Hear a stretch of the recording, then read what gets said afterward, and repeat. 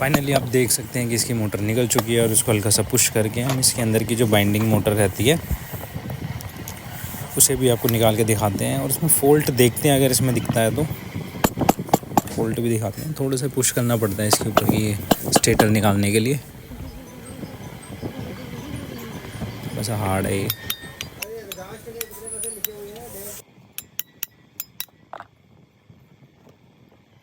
देख सकते हैं आप, इसमें थोड़ा सा हार्ड पुश करने के बाद ये ओपन हो चुका है।